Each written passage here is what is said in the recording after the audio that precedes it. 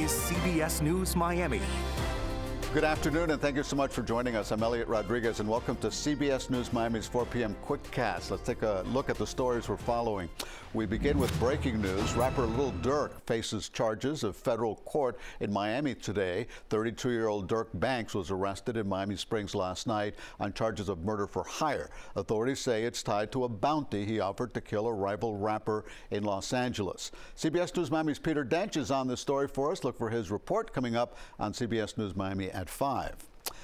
But right now at 4 o'clock, Dolphins quarterback Tua Tagovailoa will play on Sunday against the Arizona Cardinals. Head coach Mike McDaniel says doctors cleared Tua to play after he missed the last 4 games after suffering another concussion. He did. After going through the process and having a practice where we were able to initiate some contact with him, and then he met with an independent doctor and was fully cleared. He was out of the protocol. We'll have much more on Tua's return to the field coming up on CBS News Miami at 5. Always alerting, always tracking. This is Next Weather. All right, taking a live look outside on this Friday afternoon. I am pumped up about the weekend. Ivan Cabrera, I don't know about you. You know, we got this big game rivalry between Florida State and University of Miami. Absolutely. You're not. Go Canes. Yeah, for you, absolutely. Yeah, I'm going to be there, so what's the weather going to be like? And we'll leave Lauren out. We'll see her later, but her Gainesville is out of the picture. 84 degrees, so we're looking at low 80s right now. Look at this map here. This is quite something, right? High pressure all over the place, and that means very little in the way of clouds and rainfall here across the entire southeast. That's pretty much what's going to dominate our pattern. We will have some clouds that'll stream in from southwest and northeast that'll filter the sunshine a little bit heading to the weekend, and then some low-level clouds that'll bring us occasional showers. But right now it is a perfect picture here, setting off to the weekend with temperatures in the low to mid 80s. The humidity's down a little bit as well. So that is what we are heading into. We'll talk about tropics here with some changes in the models here with that Western Caribbean disturbance, right, that we have been talking about. And we're looking ahead to a trick-or-treat forecast coming up for next Thursday. Isolated rain showers, that's the way it's going to go forward tomorrow. So if you have outdoor plans, I think we're looking good. Most of us will stay dry. Most of us this weekend won't get much in the way of rainfall, but some of us will, and you'll see that on Next Weather Rain Tracker in a second. But it's going to be mild temperatures, and you know, this time of year our normal high is still in the mid 80s, so that's where we're going to be. No cold fronts in sight. The coldest air is up in the North Pole. Even the northern tier of the country is experiencing some mild temperatures. So here we go for tomorrow as we head overnight, quiet, and then by tomorrow we'll see again a few little spits and spats of showers here, but that is as anemic as it gets. About 10% coverage. We'll do it through the weekend, and then we'll do that again on Sunday with not much action as we head through the afternoon. We'll keep this running, but you can see a lot of clouds rolling in southwest and northeast, so at times we'll get a little milky sunshine there, particularly through the afternoon hours of Sunday. Otherwise, we're looking good. So in the tropics, nothing doing for the next 7 days. It is quiet across the Atlantic Basin, as I showed you there, that ample area of high pressure just keeping things quiet, sinking air, so we're looking good. The area that we had highlighted, National Hurricane Center has anyway, for medium potential, that's still there for October 30th to November 5th. What's changed is that very aggressive run you may have seen on social media from the GFS is no longer there. It is broadly developing something in the Western Caribbean. The Euro's still on board with nothing doing, so it looks better there, but we'll keep you posted. Those are the oranges. Those are the origins, I should say. Those are the areas that we typically see development, so not out of the question, but they typically move towards the east. So that is your forecast there as we head through the weekend. The beach, just an issue with the minor rip current threat, so keep that in mind. Otherwise, I think we're looking good. For the Atlantic waters, no alerts there. And the forecast for tomorrow, again, we'll have temperatures back in the low to mid 80s. Your Next Weather 7-day forecast will take us through the end of October and the first day of November there on Friday. Halloween looks good. Will be rather windy, so we'll call it a bizarre breeze. I think that'll do it here for 83 degrees on Halloween day with just a 30% chance of showers. But that wind's going to be coming in 20 to 25 miles an hour. It's the only issue for the day itself. Otherwise, staying pretty quiet the next 7 days. Ivan, thanks a lot. A nasty wreck on I95 killed a woman and injured 2 others, closing the highway for hours. It happened on Northwest 119th Street near North Miami. CBS News Miami's Morgan Reiner spoke to family members of the victim.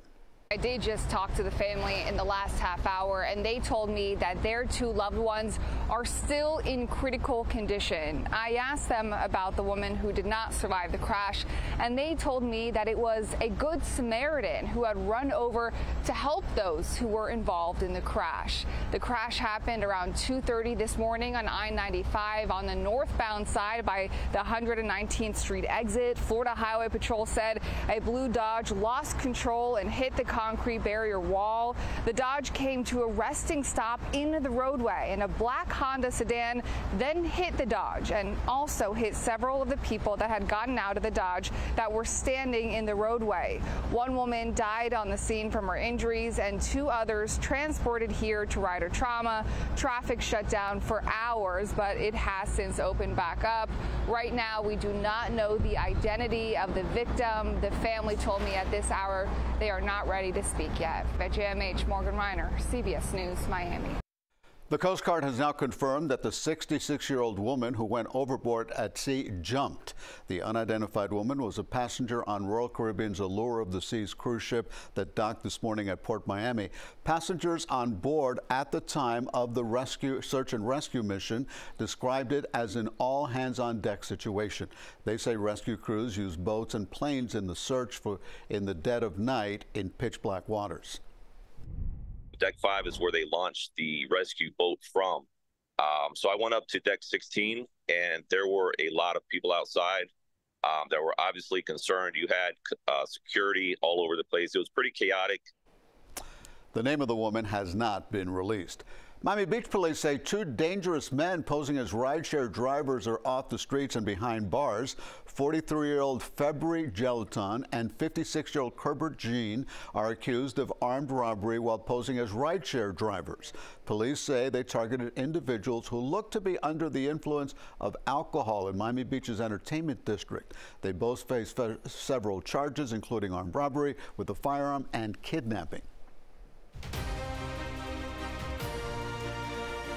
Well, we're only 11 days away from Election Day, and today the presidential race heads to the Lone Star State with both candidates stumping in Texas.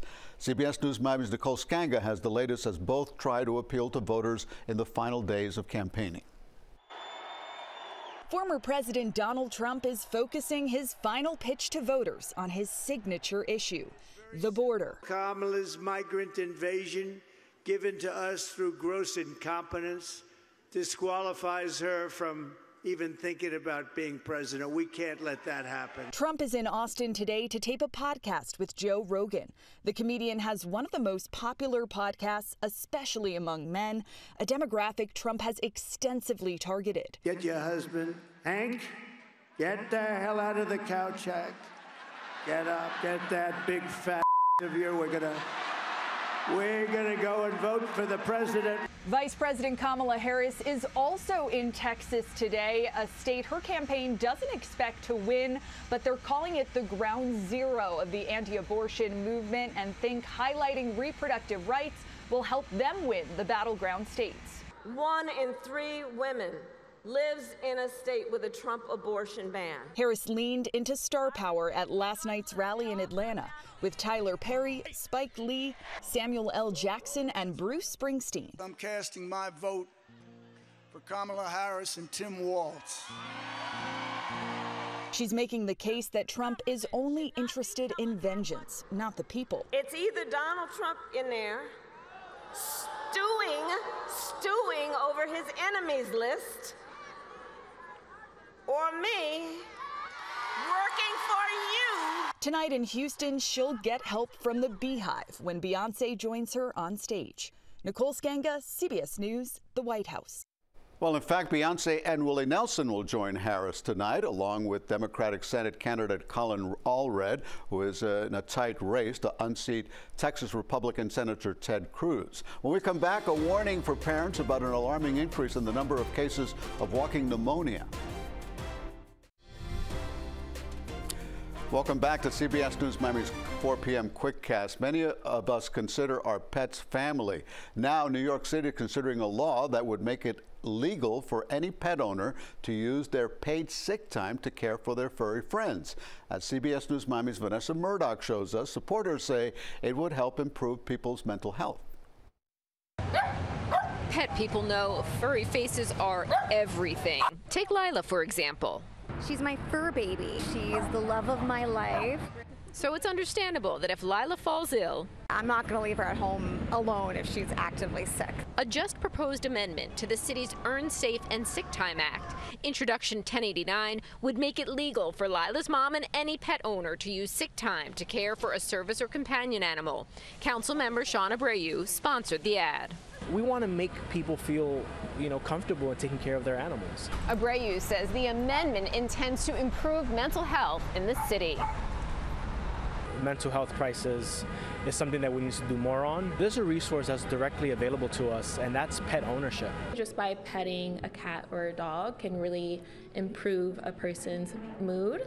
Jasmine Hollis with Best Friends Animal Society shares more benefits. Studies have shown that even just making eye contact with a cat or a dog or your pet will release oxytocin, which is the love hormone. Maybe giving some people some more peace of mind with, being able to know that they could take care of their animal if needed would be overall good for the workforce. I don't see a reason not to do it. I think it's a good thing. Yeah, I don't think it's a bad thing. Because they are like your family. Perhaps in the not too distant future, your pets will be treated like family by the city when they're not feeling pawsome.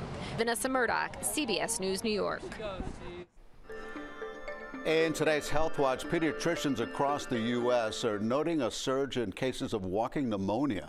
The CDC is warning doctors and patients about mycoplasma, which is a condition that causes young children to have a cough for weeks. Many doctors say traditional antibiotics like amoxicillin and penicillin are not working, so they're turning to other antibiotic treatments. Advanced testing has also helped practitioners diagnose the condition more accurately and earlier. And that's CBS News Miami's Quickcast. I'm Elliot Rodriguez and for Naja Sherman. Stay tuned for more news right here and join us for CBS News Miami at 5 o'clock.